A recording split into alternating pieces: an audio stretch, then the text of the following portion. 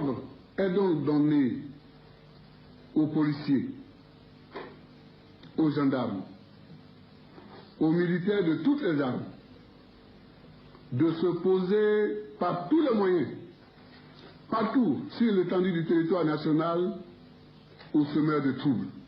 Et il précise qui sont selon lui les semeurs de troubles.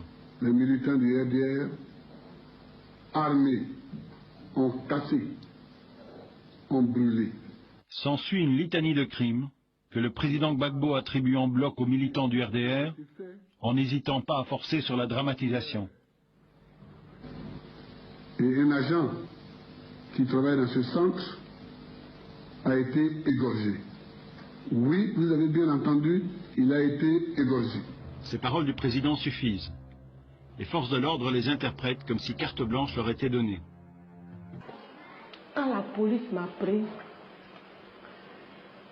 les civils me frappaient avec des bois. Ils me lançaient des coups de poing. Ils ont commencé à me déshabiller. Le policier même qui m'a sauvé la vie, lui-même, il a reçu des coups à cause de moi. Ils ont commencé à me taper, me déshabiller, me mettre nuit sur le goudron. Vous allez mettre le sac dans mon sac, prendre comme on appelle un matras, mettre dans le sac d'une femme. Vous allez me tuer. Je vous ai dit que je suis asthmatique, puis je porte déjà une début de grossesse. On s'en fout.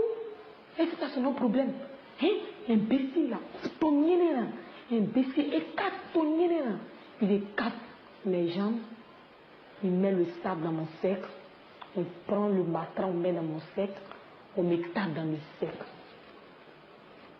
Tout ce qui m'est arrivé, je suis ivoirienne, mais je suis Djoula.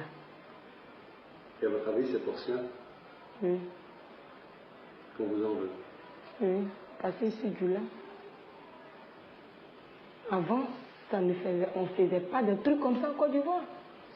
Mais depuis qu'il est arrivé, tu vois des gendarmes avec des civils qui se promènent dans la cour des gens pour tuer des gens dans la maison, pour voler les gens de la maison, pour dire, ouais, telle personne est ivoirienne, telle personne est Djoula, telle personne est burkinabé. C'est depuis l'arrivée de M. Gbagbo que tout se passe en Côte d'Ivoire. Et mais je dis que ça continue toujours. Et avant, en Côte d'Ivoire, c'était pas comme ça? Ce n'était pas comme ça. On n'était pas divisés. Bété, Baoulé, Djoula, Gouro, on était la même chose. Chez nous, en Côte d'Ivoire, tu es ivoirien, on avait accepté tout le monde.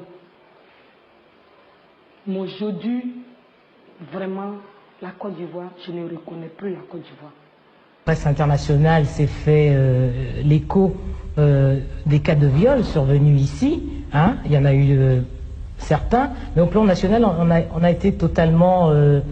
tous ces cas de viol ont été totalement banalisés. Est-ce que ce n'est pas assez regrettable de banaliser aussi des actes aussi répréhensibles que le viol, surtout le viol des femmes? C'est vrai, c'est vrai. Mais il faut dire que ces cas de viol se sont produits dans un contexte politique assez spécifique. Et voilà. Oui, mais est-ce qu'on doit tenir compte de l'appartenance politique d'une violée? Ce n'est pas ça le problème. Le problème, ce n'est pas l'appartenance politique de la violée. Le problème, c'est pourquoi les gens manifestaient. Est-ce que vous voyez? Pourquoi les gens manifestaient? Et à quel moment ces viols-là se sont produits? Et c'est ça. Et dans la mesure où les Ivoiriens désapprouvaient totalement les raisons de ces manifestations. Je ne sais pas si je me fais bien comprendre. Il y a eu l'amalgame politique, il y a eu la désapprobation de la population. Cela fait qu'aujourd'hui, les enquêtes se déroulent, mais que, bon, les gens se disent un peu, c'est peut-être un peu eux-mêmes qui ont cherché cela. C'est peut-être un peu eux-mêmes qui ont cherché cela.